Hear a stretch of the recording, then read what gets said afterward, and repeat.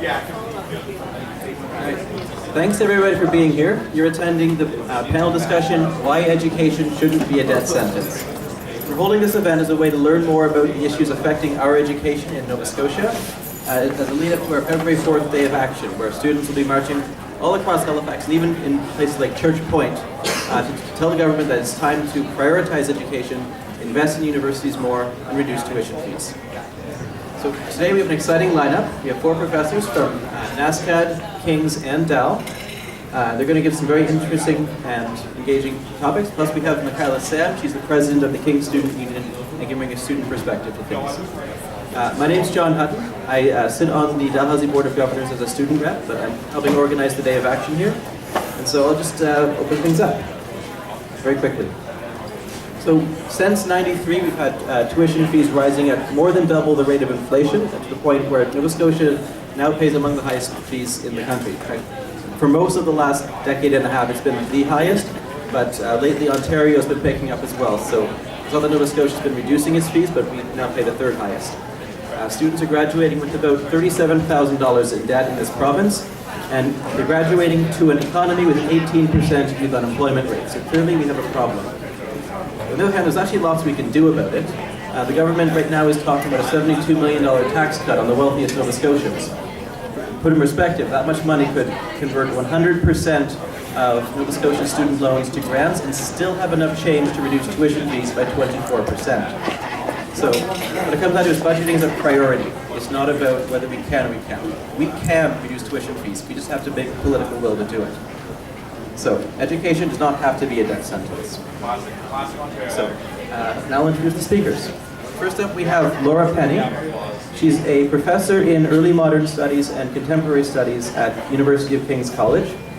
Her writings appeared in the Globe and Mail, Ottawa Citizen, National Post, Chronicle, Herald, and International Journal of the History of Philosophy, Philosophy and Literature, and Theory and Event.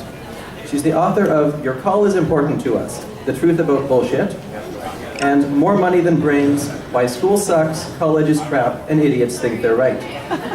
Both of which made the Globe and Mail's 100 Books of the Year list. So, next to Laura we have Katrina Brown. She is an associate professor in the Dalhousie School of Social Work and the Faculty of Gender and Women's Studies. She's also the president of the Dalhousie Faculty Association.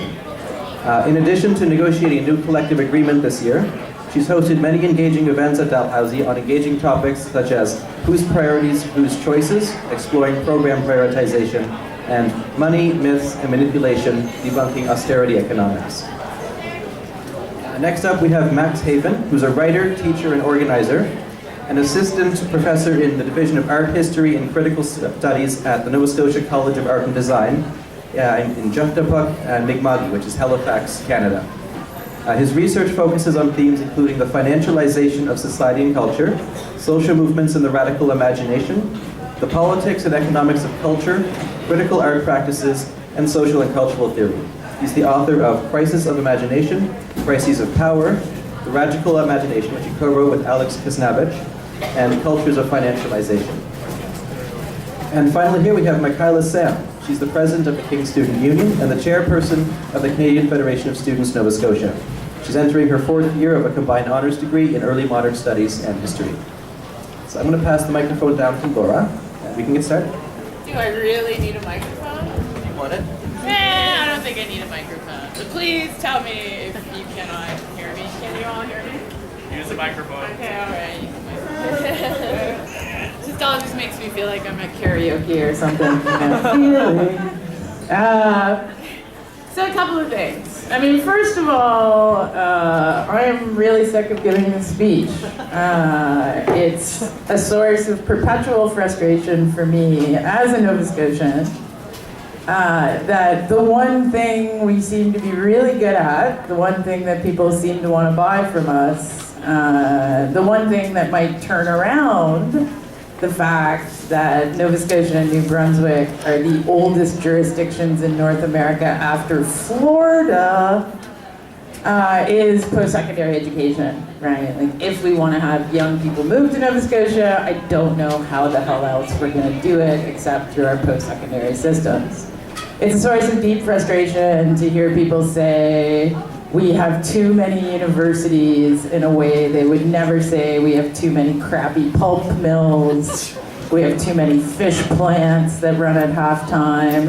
And I honestly think at this point that the best way for a university to get funding in Nova Scotia might be to disguise itself as a fish plant or a failed pulp mill. Or I don't know, maybe a prison or something. Because of course austerity is all about priorities. There's a pretty good article that I'm going to recommend to you so I don't have to bore you with 5 minutes of tedious economic speak. It's in the May-June issue of Foreign Affairs from 2013, all about Europe's adventure with austerity and how it has not worked and why it has not worked.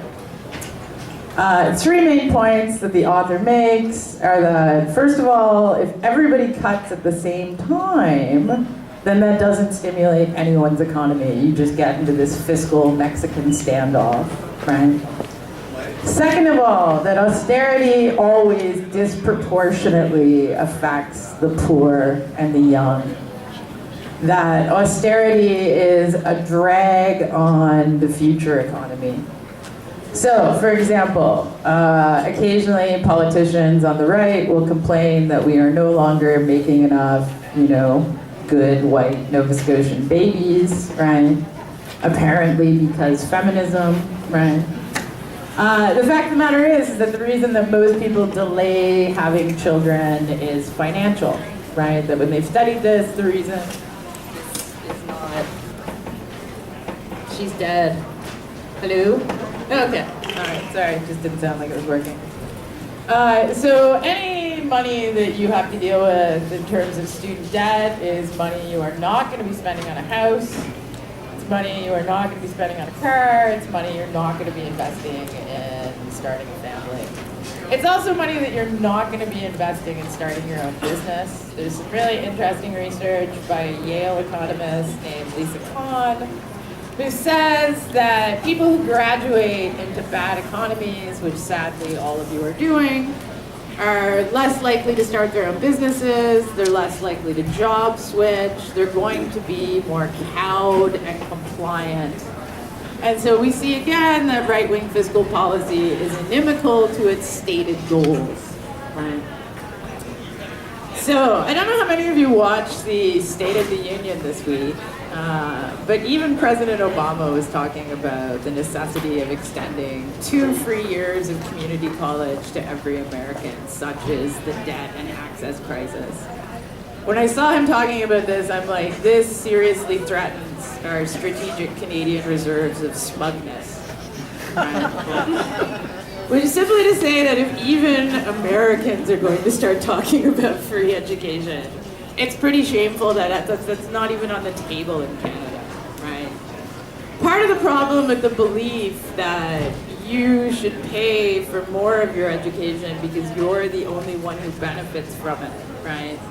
That imperils the rest of the social safety net, right? Those of you who are graduating with these massive student debts, I'm not too confident you're going to want to pay for my long stay in an old folks home when I am decrepit, right? Nor should you want to pay, right? That if we are going to fray the social contract to the point where all government does is underwrite individual benefits, then what's the argument for healthcare, right? So again, this is simply to say that austerity is always a question of priorities, and it's a type of budgeting that disproportionately disadvantages the young. Every politician in the universe talks about the young and how you guys are the future, and sounds like Whitney Houston, right? That you believe the children will lead the way, right? But they never put their money where their mouth is. Right, that because older people overwhelm you demographically, because older people vote more, we invest more than 3 times as much in the elderly than we do in the young. And this seems to me to be nothing but a recipe to, again, fray our sense of cohesion as Canadians, our sense that we're all in this together, and to, again, shred the social safety net. It's crazy to ask people who are in educational debt to do unpaid internships, to volunteer, to get work experience. But that is precisely what a lot of people in government and a lot of people in think tanks are asking you guys to do. So this is simply to say that a progressive tax system, underwriting the benefits of education, recognizing that education benefits us all collectively as a society and not merely individually, is the best solution to this problem. It's just a question of getting the political will to make it a priority. We always seem to have money for stupid convention centers or for ferries in podunk towns or for half-dead pulp mills, right? But again, that there is, again, a lack of political will to invest in education because of the misbegotten idea that you are the primary beneficiary of your education, which is just not true. That the world needs doctors, lawyers, entrepreneurs, innovators, and we're not going to get them if you are leaving here with a mortgage and no house. So austerity, again, doesn't work as advertised. It's really just a way of ensuring a new generation of cheap, compliant, politically stunted, terrified workers. Right? And it is, again, a source of perpetual frustration that Nova Scotia has failed to recognize that this is actually something we're good at and that this is worth spending money on. And that the return on investment for investing in you guys is a lot greater than the return on investment for just handing sacks of cash to the same rich people who have been promising to make us rich since I was a wee young lass. The last thing I want to say here is just there's a labor term called the orphan clause, right? This is when you're allowed to pay new workers less than people who have been in the union for a long time. And I really feel like a lot of North America is essentially operating under an orphan clause, right?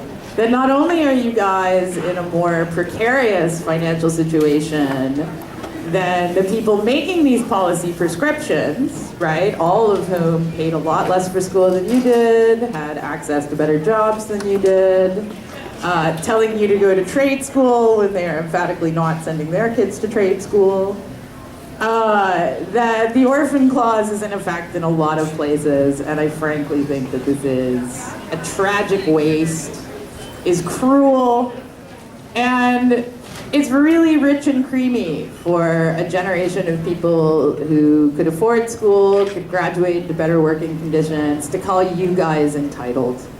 That's the part that really makes me... I'm gonna stop talking now because it's all swears once I start thinking of old people who have benefited from this system, pulling up the ladder and then calling you guys entitled because you have cell phones. Again, it's all just swears from here on in, so I'm going to stop and let more civil people talk about this.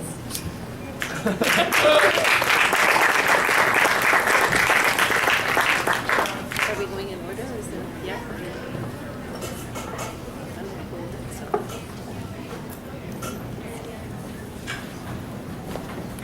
All right. Can you hear me? No. That was clear. I could hear you. All right, I don't want to stick it right under my mouth. I might have to. Now, can you hear me? No. It's not really turned up enough, I don't think.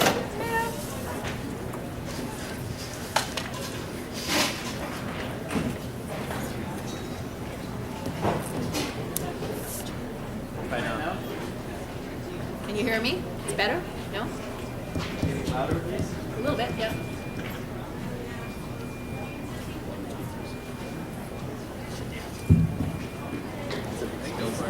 All right? Yeah, that's good. You can hear me now. Normally, I don't have a problem with having a loud mouth, or some would say big mouth. Anyway, hi everybody. I'd like to thank John Hutton, for inviting me here to be on the panel today. I'm president of the DFA, so it's something that in the last years in particular, it's become really clear to me how important the concerns of faculty and student intersect, how similar the concerns in fact really are. And not only do we agree on the major issues related to quality of education at Dalhousie and in Nova Scotia as a whole, but we really do need to have a united front on these issues. We can strengthen your position on them and you can strengthen our position on them. So fighting together on these issues gives us a little bit more solidarity. As faculty, of course, we're concerned with the well-being of students whom we teach. We witness on a daily basis the stress and anxiety that high student debt is causing. And while trying to study, we know that many students often have to take on multiple part-time jobs just to meet ends. And I remember certainly being an undergraduate, I've pretty much always been in the university system, so it's a big long story, but I literally remember not being able to afford my books and going into the bookstore and reading my textbooks in the bookstore. So it doesn't really prepare you well for, for tests and so on. So we know that government funding cutbacks have led to ongoing tuition hikes. We know that. In 1992, tuition was 18% of the operating budget revenue of the university. So it's important to kind of see the difference between tuition hikes and the notion of what proportion of the operating revenue of the university is the tuition. And it was 18% at that time. And the stats I have for 2012 say that it was 37% at that time. So that's literally double. And in fact, it would be higher than 37% in 2015. So similarly, in 1992, government funding made up 74% of operating revenue, and it's down to 54%. So it's a significant difference. According to the Canadian Association of University Teachers, right across Canada, not just Nova Scotia, the proportion of university operating revenues provided by government sources declined from 83% to 55% between 1982 and 2012. So what that points to is a very different approach to financing education. As government funding makes up less and less of the operating revenue, guess what the administration does? It looks primarily to tuition increases and increases in enrollment to cover that difference.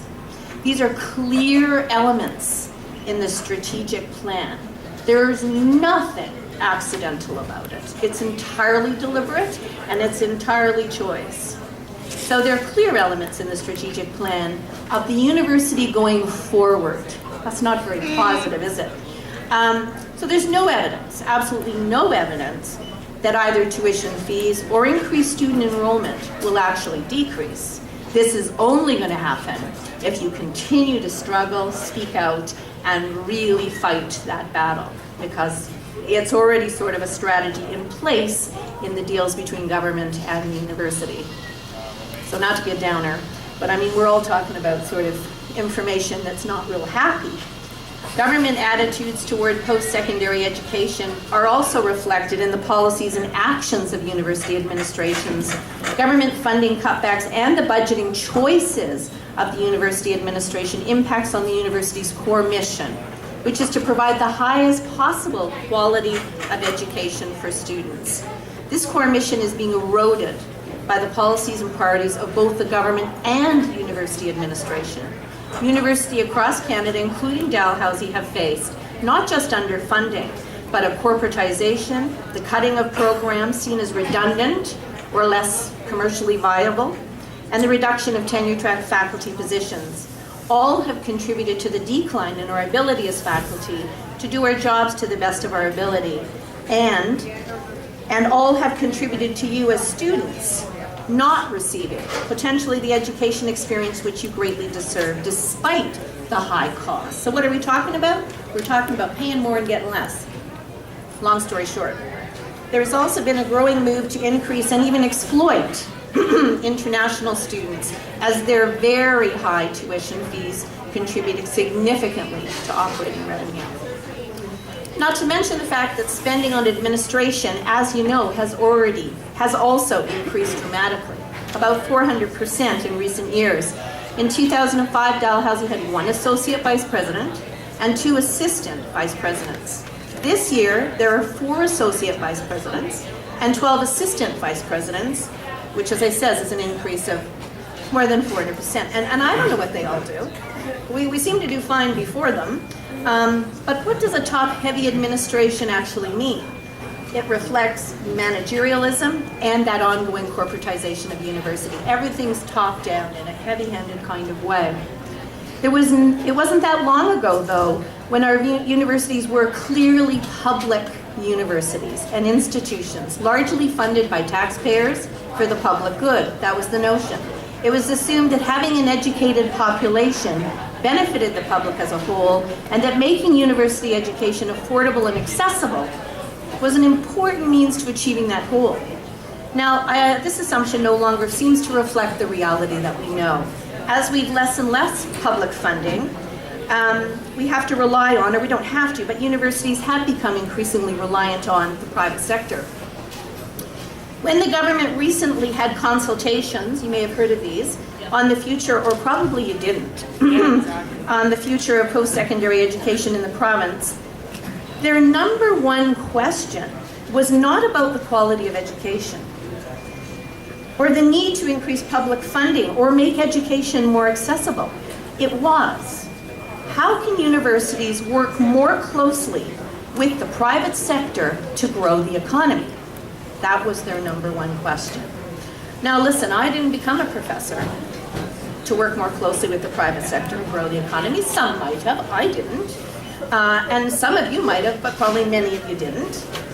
The DFA believes that teaching, learning, and research should be the focus, not working with the private sector to grow the economy. Universities are public institutions that exist for the public good. But what's good for business is not always good for the public. It might sometimes be, but it certainly isn't always. In the consultation session, we were also sadly informed of an anticipated $50 million shortage. We were asked, what can you do to cut costs? What can universities do? I was stunned at those questions. So while students face these tuition hikes every year, year in, year out, operating budgets for departments are cut year in, year out. We're cut to the bone. Programs and departments are starving. Where on earth are we going to cut funding? Where? How can we do this? I don't think so. Faculty are not replaced, we know that. And we rely more and more on contract academic staff, especially within the faculty of health professions and arts and social sciences, if you're in any of those faculties. Okay. And at Dalhousie, there's a growing number of those limited term folks. The government needs to choose to make university funding as priority as it clearly chooses not to now. Rather than ask, how are we going to deal with a $50 million shortfall, the government should ask, why are our budget choices creating the shortfall when it has had such a significant impact on the lives of students and the quality of teaching and research? And as we discovered in our own review of Dalhousie's finances, significant amounts of money are being transferred from academic programs to capital expenditures. Let me ask you a question. How many of you came to Dalhousie or were attracted to come here in order to have shiny new buildings? Is that why you came? Well, that's where a lot of money's going. And while we don't want to have governments dictate to universities how to spend their money, there does need to be some way to ensure that operating budget funding is spent on the core functions of the University of Teaching and Research, and there needs to be more accountability and transparency on that spending. Listen, none of this is good news for either faculty or students, but we need to continue to be partners in the dissemination of knowledge and in the betterment of society. In closing, I would like to congratulate CFS Nova Scotia and the Dalhousie Student Union on their efforts to fight high tuition fees, program cuts, and reductions in program government funding. I look forward to your day of action on February 4th, and I hope that the government and university administrators are listening. Thanks.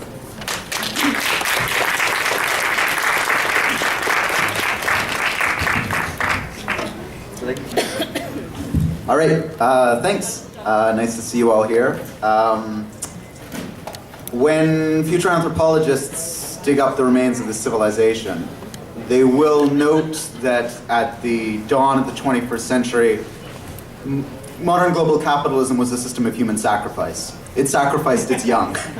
That's what's happening right now. And I think what I'd like to address today is the fact that the debt that you'll be fighting against and that we'll be fighting against with you on February 4th is part of a much broader and much more diabolical system that we really have to resist and overturn, because there's no future for it. We are seeing today in Davos, Switzerland, the largest gathering of the world's richest and most powerful people in a ski resort. Bill Gates will be there, Barack Obama will be there, Stephen Harper will be there. And we know that the question of student debt will not be on their agenda. We know that the issue of climate change will simply not be on their agenda. The only thing that will be on their agenda is the maintenance of a form of economic growth which only serves the interests of a tiny elite. Yesterday, Oxfam released statistics indicating that a year from today, the top 60 earners, the top 60 richest people in the world, will own 50% of global wealth. This is an unbelievable statistic. It's something that rivals the form of inequality that's existed in any civilization in human history. And yet we seem poised to accept this. And we seem poised to accept it here in Nova Scotia as well, where we know the divide between the rich and poor is growing and growing. And we see that that divide is being borne out not just in the increasing wealth of the wealthy, but also in the debt of the non-wealthy. Debt is the flip side, is the mirror image of this growth in global inequality. And to give you some sense of what that debt looks like, here are just some statistics about debt in Canada right now. Presently, the average Canadian debt-income ratio, that is the amount of debt owed by average Canadians compared to what they're taking in each year, is 170%. So people owe almost twice what they're earning each year, and that's the average. That includes people who earn a lot of money and not a lot of money. We also know that for the median Canadian family, for every $100 in assets that they own, that is all the wealth that they own, they owe about $15. So there's an increase in the amount of debt that people are incurring year over year. We know that 40% of Canadian families, 40, that's almost half, are carrying over outstanding credit card balances from month to month. A quarter of Canadians depend on their credit cards each year for cash advances, meaning they have so little income that they're relying on using their credit cards at a very high rate of interest to simply get enough cash. And we know that 20% of Canadians admit to using their credit cards to pay for basic expenses. What you can take from those statistics, and there are more, but I won't bore you with the details, is that we live in a creditocracy. We live in a global order that is dominated by the domination of lenders over creditors. And that you have been encouraged as students, as your first adult act, to enter into that creditocracy. Before many of you could even drive or drink, you were going into debt in order to pay for an education. And you were sold the bill of goods that this was an investment. That this was a good investment because you would be able to go and get a 4-year education, turn that into a credentialized degree, and you'd go out on the job market and be able to spend that degree to basically purchase a job, which would give you hopefully a middle-class income and the ability to pay off your debts, and then hopefully a bright future. Any of you who still believe in that myth, I have sad news for you. It's not the reality. And those statistics bear it out. Chances are you'll end up like this 40% or 25% of Canadians, depending on credit cards and further access to debt and credit, simply to make ends meet. You might end up like the 3 to 15% of Canadians, and we don't know the statistics because they're not kept, who rely on payday loans and check cashing storefronts in order to make ends meet each month. And this in a country that is allegedly one of the wealthiest in the world, that has the gall to go to Davos and the G8 summits and lecture other countries about how they should be managing their finances. what we've seen is that the university has essentially become a factory. It's become a factory that is overseen by a managerial class that is growing year upon year, that's earning incredibly hefty salaries to manage this institution as if it were Walmart. And like Walmart, churn out a bunch of cheap goods as quickly as they can for as high turnover as possible. And like Walmart, to treat its employees as poorly as possible, to lower their working conditions, to make them precarious, to force people to accept part-time temporary work as much as possible. But beyond that, the university has also become a debt factory. It's become a factory for producing what you will be in a couple of years, which is debtors who've graduated tens of thousands of dollars in debt, and so desperate you're willing to accept unpaid internships as a way of getting experience or getting your foot in the door in whatever industry you're trying to make a go of it in. It's about graduating workers who will be so scared that if they don't keep their job, they won't be able to keep up on their debt payments, that they're willing to accept the worst working conditions. They're fearful of unionization, they're fearful of making a fuss. And it's about graduating people who will no longer see themselves as citizens of a shared society, but as cutthroat competitors and investors in a Wild West scenario of economic cruelty. Essentially, the university is sacrificing its mission to educate a better generation of people. And I commend you for being such good people in spite of the pressures of the institution.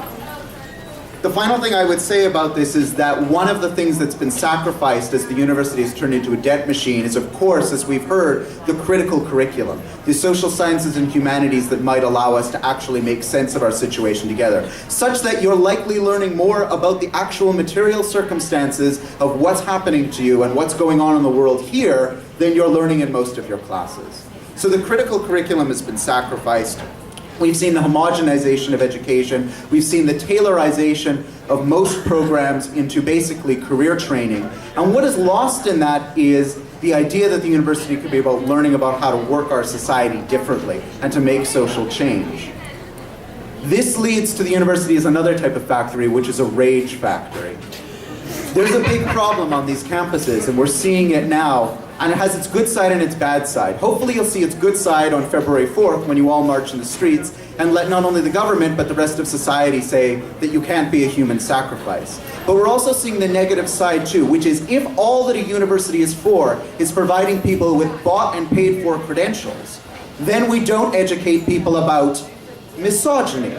We don't educate them about racism. How dare you say that dentists should get an anti-racist or anti-sexist education when they're paying for a credential? How dare you suggest that engineers or commerce students ought to learn about how the world works when they're simply buying something that they can then go sell on the labor market afterwards? To the extent we allow the university to simply become a corporate engine for producing slips of paper that allegedly allow you to enter into a lottery for the potential to earn a middle-class income, we're sacrificing a whole generation, not only to economic liability, but to moral liability.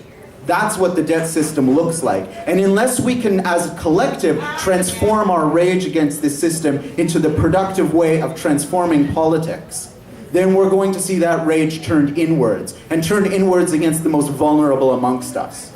Women, trans people, people of color, migrants, those of us who are trying to teach the critical curriculum. We're at a war for the future of the university and for the soul of the university, because on the university hinges the moral values of a whole society. That's what I think we're marching for on February 4th, and that's what the debt struggle is about.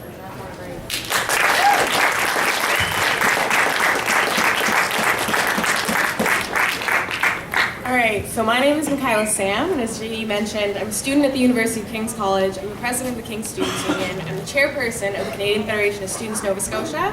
And if you haven't caught on already, today we're here to talk about skyrocketing tuition fees, chronic university underfunding, and skyrocketing student debt. So just how bad is it, are the fees that we pay here in Nova Scotia? I don't know if many of you know, but it's pretty bad.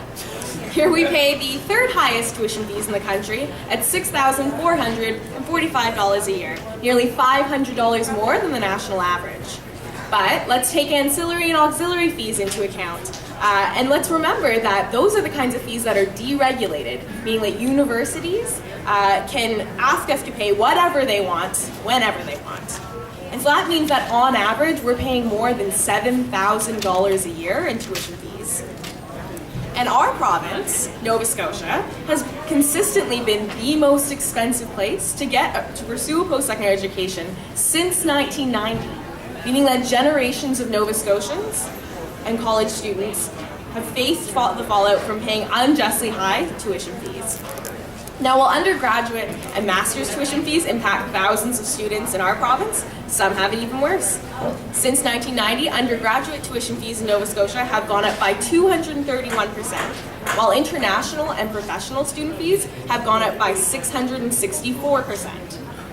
Some of the students impacted can see their fees increase over $500 a year, leaving us to question, where in God's name are we supposed to find this money? It's exploitation when our universities are overcharging international students to make up for provincial funding cuts. And it's not okay that increasingly education needed to access some of the highest paying professions are kept off limits from low and middle income families by fees in excess of $15,000 a year. Now, alongside our legacy of having some of the highest financial barriers to accessing a post-secondary education, our province has also maintained some of the lowest funding levels in Canada, which Katrina talked about. In 1990, our universities received 60% of their funding from the provincial government and 33% from tuition fees. At the time, this was the worst funding to tuition ratio in the country. And today, that has shifted to 51% and 48%. And while we no longer have the most underfunded system in the country, the honor now going to Ontario, we have the second lowest per student funding in the country. On average, universities in Canada receive $15,000 in per student funding. But here in Nova Scotia, that number is $11,000, or more than a quarter less. Now, when we see our library hours being cut, our overworked faculty working precarious contracts, and our classroom sizes increasing, we need to understand this is a direct failure of our provincial and federal governments to adequately fund our universities. That's what it is. So maybe you're asking if that's the job of government to provide us with is it the job of government to provide us with a free post-secondary education? And to find that answer, we can look back about 40 years to an international treaty that is legally binding today. In 1976, Canada signed on to and ratified the United Nations International Covenant on Economic, Social, and Cultural Rights. And one of these rights was the right to a higher education. And that should be made accessible to all on the basis of capacity by every appropriate means, and in particular by the progressive introduction of free education. So when our government chooses to ignore this treaty to afford tax cuts to the wealthy or to justify an austerity agenda, it's breaking the law. But if the international law wasn't enough to compel the provincial government to reduce tuition fees, then economic arguments should be. Nova Scotians here pay more than makes back the money that it invests in students. In purely financial terms, we pay the government back through taxes. A 2013 report from the Canadian Centre for Policy Alternatives found that Nova Scotia recouped its investment in a post-secondary education degree holder within 13 years of a degree completion. This return on investment was calculated looking at the difference in average income between a high school and undergrad degree holder. Considering that our generation will be in the workforce for roughly 40 years, that leaves the provincial government plenty of time not only to make back their investment, but also an incredibly generous return. And this is all before we take into fact the consideration that individuals who have spent some time here at our post-secondary educations here in Nova Scotia are more likely to be civically engaged, less dependent on public health care, more environmentally conscious, and more efficient at learning new skills and finding work in the labor market. Progressive income taxes are a far more equitable way to pay for a post-secondary education, and unlike tuition fees, it doesn't discriminate along the lines of gender, along the lines of race, along the lines of ability, and those are the conversations that we aren't having right now in our province. Moreover, we know that Nova Scotians support reducing tuition fees and increasing university funding. Polling conducted by the Nova Scotia Post-Secondary Education Coalition in 2013 found that 85% of Nova Scotians support reducing tuition fees. It also found that 60% of Nova Scotians support increasing university funding and would pay higher taxes to see that happen. But despite broad public support for students in Nova Scotia, we aren't seeing any change. In fact, our tuition fees continue to go up, will continue to go up, and those numbers are only going to continue to rise. So if what I've said is true, why have our governments continued to fail us? Why have our federal governments, why have our provincial governments here in this province continued to fail us? It's because politicians think that they can ignore us. It's because decision makers believe that young people are disinterested and uneducated and that these are not our issues. And that's why we need to raise our voices and let them know that they're wrong, that we are educated, that we do have the understanding, and that we will not stop organizing until we see change. We're going to start calling them out on their hypocrisy, we're going to start calling them out on their lies, and that's what February 4th is about. It's about coming out onto the streets and showing these governments that we need to see change, and that anything less is unacceptable. And so that's why we are going to be out on the streets, students from across Nova Scotia, on February 4th, demanding that change. We're going all out because we believe that education is right. Thank you.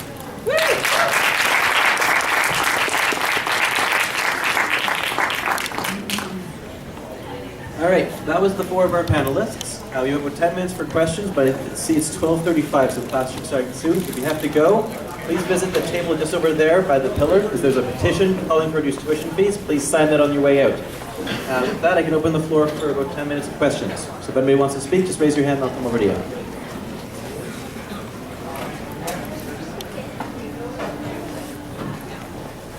Don't be shy.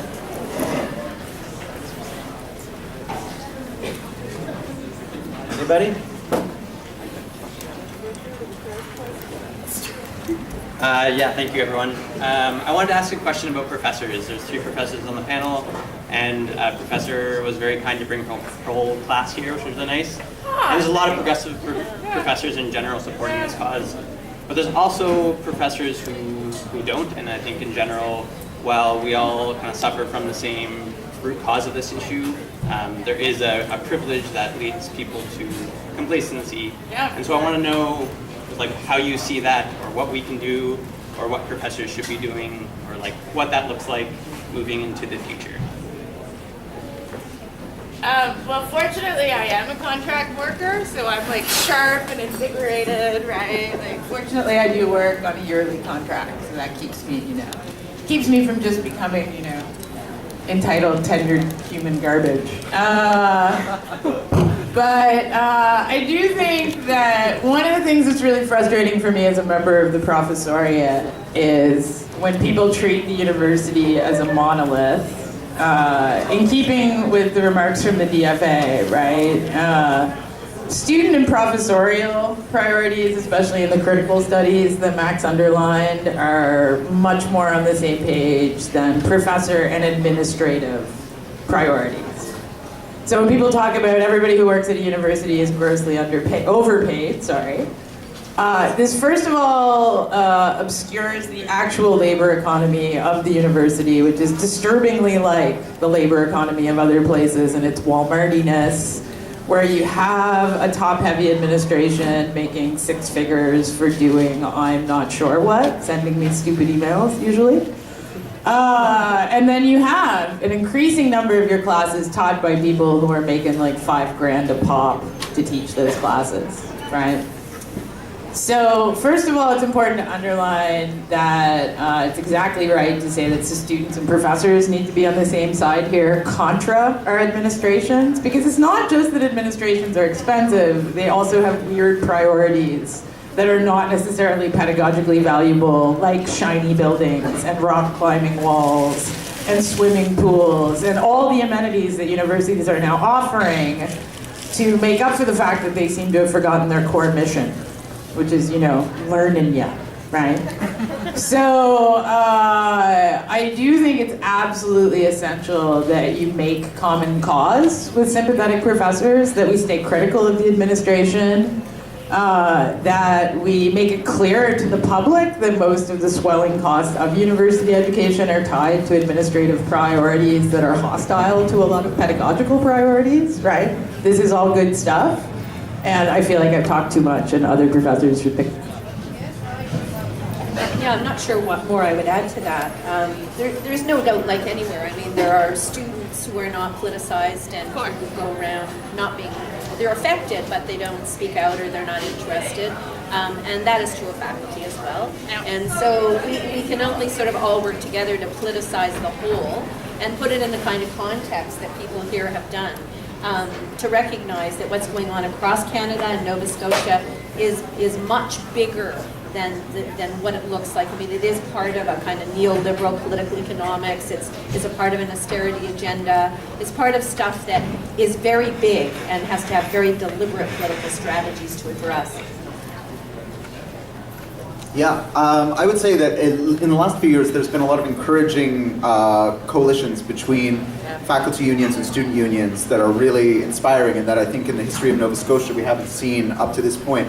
And I'm excited that coalition building will continue. That means that we as faculty have a challenge to then go out and educate our colleagues. On a basic level, I would say a lot of university professors, especially if they're not young, have very little understanding of what students are going through today. They don't necessarily understand how much debt people are going into. They don't understand the burden of laboring, of working while you're a student, because that's not their experience, right? Many people who graduated 20 or 30 years ago were paying a lot less, and student loans were a lot less onerous. And they also were graduating at a time when perhaps it was easier to get a meaningful form of employment afterwards. So the first thing I would say is sometimes they just need to be sort of like educated about this. And it's difficult to educate professors because we're usually fairly arrogant. But the second thing I would say about it is that, like, the university has always been at civil war with itself, right? There are two universities. There's the university we build from the ground up as coalitions of students and learners and people from outside the university, where we try and build a critical curriculum where we can talk about social issues and transform society. That's one university. And the other university is an elitist institution that was created in the Middle Ages to reproduce society's elites. And there are still people here who believe that's the mission of the university. So at a certain point, we need to just be better organized at saying that our version of the university is better and should win out. It doesn't mean throwing out the great lessons of the past, or throwing out the canon or throwing out excellence. It simply means that if we want the university to be a truly popular and populist institution that makes a different sort of society, then we need to have very different priorities. And those usually aren't charging people through the nose to buy a credential.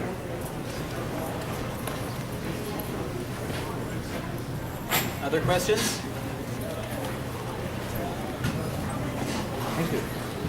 I came a little bit late, so I might have touched on this, I'm not sure. But I read that in Germany, I think, they have free tuition. Tuition is free for both German students and international students, and the way that Why are we still here?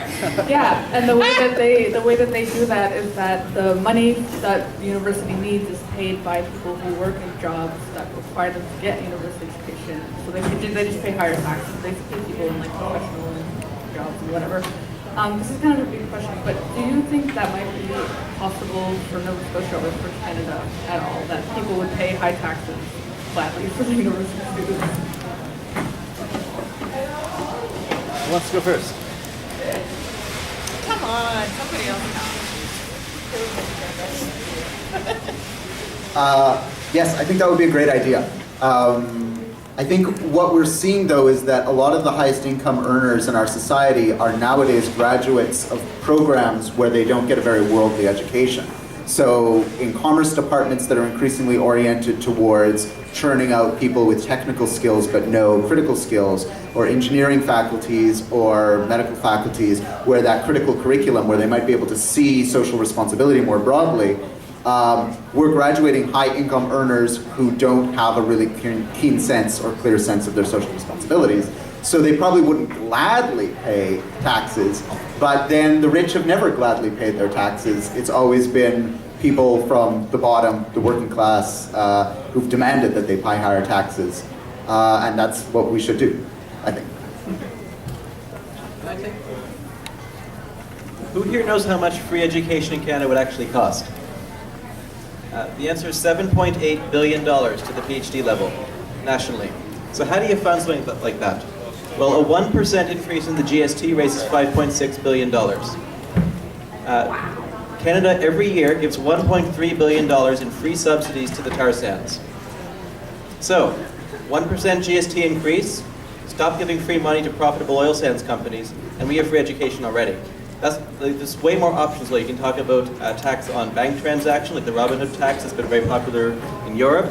You have options like restoring corporate tax levels to what they were before Harper came into power in 2006. There's lots of options. It's actually very easy to fund without much pain. We can do this. It's all about priorities and political will. So, if anyone else wants to comment, or if anyone else wants to ask a question.